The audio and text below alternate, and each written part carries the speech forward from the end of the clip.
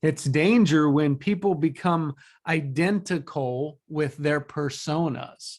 It's their identity becomes them. They get wrapped up in it. I am the author of this book, right? I have these many people. I stand for this thing. I'm in this label category. All these things we begin to identify as this thing, as something out there, becomes what we enwrap our identity with. And that's the danger that this guy warns us about when we go down this path.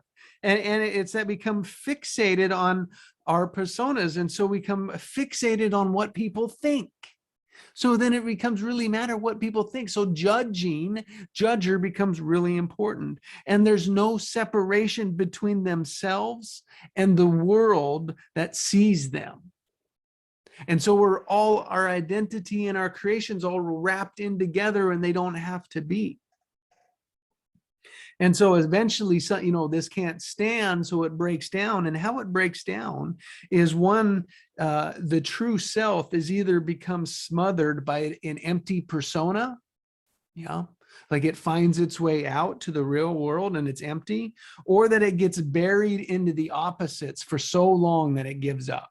Right, that it just keeps denying into the opposite. It keeps happening over and over and over again. You keep getting up, dusting off over and over and over and again, and finally give up. And it's like, boom, now you can allow it and you can go through it.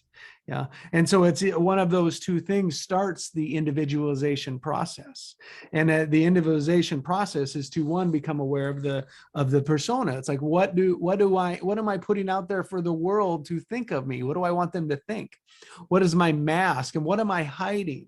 And then the two is the ego. To have a strong, healthy ego relates to a reality as a flexible persona, so that you can line up your ego, your self-talk, so that you're not separate, so that you're not fixated on what people think. The big one for me is like the judger, the prover, the critic, the warrior, the fighter, right? All these different aspects of me, the entrepreneur, the father, the protector, all of these ones, that had different objectives that they were going for, is to notice, like, allow when they're in.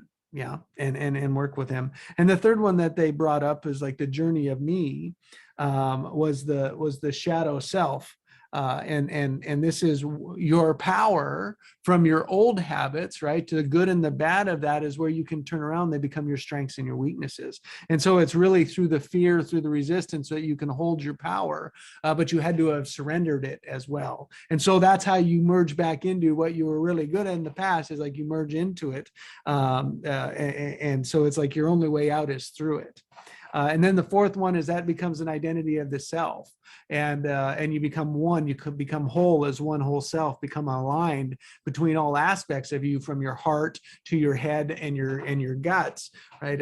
Your feelings are all in alignment in the direction of what you want. And so that is what they call in the journey of me. Yeah, and I call it the journey of me to we. It's like through adulthood, it's how to become whole and complete, harmony in life, and it's a realistic, flexible identity to navigate society without colliding with nor hiding your true self. So really thought that was a wonderful lead into personal development.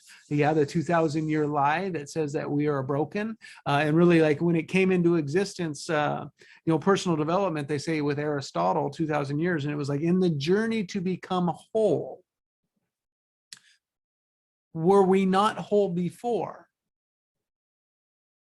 Thank God evolution, allowed us to survive. And then this brain set came up and made up, like, what if I'm not whole? From what did we come up with that? Is like, what's the logic here? And man, did that cause so much chaos, like 2,000 years of chaos of personal development, that we keep going over and over with, and that isn't working. So it's like a broken structure that hopefully society can see, and we can learn how to change. So with that, talk to you soon. Bye.